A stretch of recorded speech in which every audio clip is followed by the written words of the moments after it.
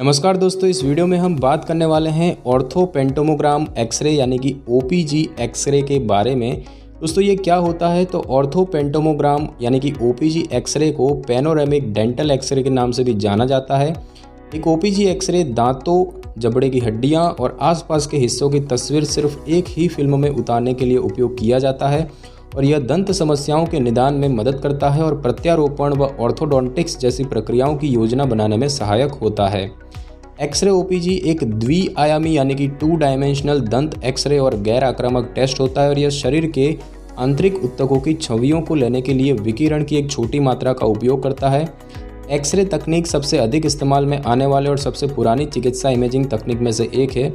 जबड़ा जो है वो एक घोड़े की नाल के आकार की घुमावदार संरचना होती है, लेकिन एक्सरे पर सपाट छवि बनती है और यह टेस्ट दांतों के डॉक्टरों की विभिन्न चिकित्सकीय स्थितियों का निदान करने में सहायता करता है। और इस तरह के एक्सरे के लिए फिल्म को मशीन के अंदर रखा जाता है, जबकि पारंपरिक एक्सरे में फिल्म को मरीज के मुंह में रखा जाता था।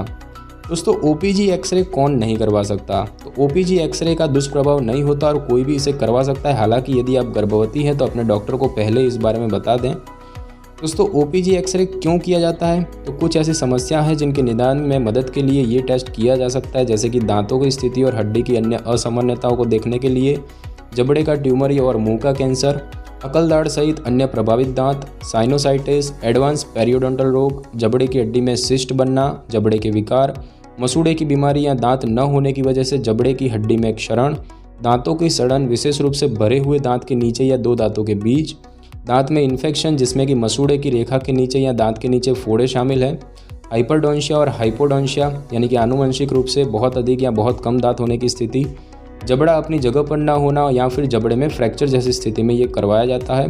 और यह टेस्ट डेंचर एक्सट्रैक्शन, ब्रेसिस यानी कि दांतों में तार और प्रत्यारोपण के लिए सर्जरी व उपचार की योजना बनाने में भी मदद कर सकता है। दोस्तों ओपीजी एक्सरे की तैयारी कैसे की जाती है? तो इस टेस्ट के लिए आपको किसी तरह की अतिरिक्त तैयारी की आवश्यकता नहीं होती। अपने गहने, चश्मे और अन्य सामान उतार दें, क्योंकि यह टेस्ट के रिजल्ट को प्रभावित कर सकते हैं और एक्सरे से बिखरने वाले रेडिएशन के संपर्क में आने से खुद को बचाने के लिए आपको लेड एप्रन पहनने की ज़रूरत पड़ सकती है। और यदि आप गर्भवती है या आपके गर्भवती होने की कोई संभावना है तो आपको अपने डॉक्टर को सूचित कर देना चाहिए, ताकि गर्भ में पल रहे भ्रूण को रेडिएशन से बचाने के लिए जरूरी सावधानी बरती जा सके।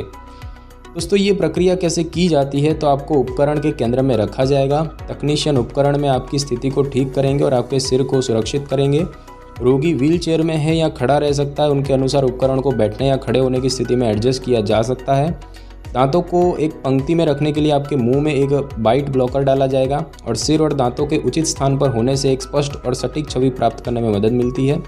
जब मशीन की रोटेटिंग आर्म आपके सिर के चारों ओर अर्ध गोलाकार में घूम रही हो तो आपको स्थिर रहना होगा। इस दौरान तस्वीरें ली जाती हैं और इन छवियों को लेने में 12 से 20 सेकंड का समय लगता है।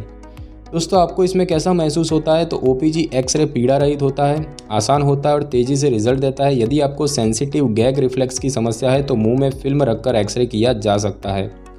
और दोस्तों इसके परिणामों की मतलब की बात करें, मतलब कि इसके परिणामों का क्या मतलब होता है? तो दोस्तों इस एक्सरे से कुछ स्थिति का संकेत हो सकता है, जैसे कि इन्फेक्शन जिसमें कि साइनोसाइटिस, पेरियोडोंटाइटिस या फिर पेरीअपाइकल फोड़े, साथ ही साथ ट्यूमर या radicular cyst, foreign body localisation, क्षरण या फिर पल्प ओरिजिन डिजीज़ या फिर साइलोलिथियासिस यानी कि लार की पथरी, टेम्पोरोमैंडिबुलर जोड़ का फ्रैक्चर या फिर डिसलोकेशन, टेम्पोरोमैंडिबुलर जोड़ के रोग, चेहरे की हड्डी का रोग, दांत को आघात पहुंचना या फिर जबड़ा फ्रैक्चर होना, इस तरह की स्थिति का संकेत हो सकता है।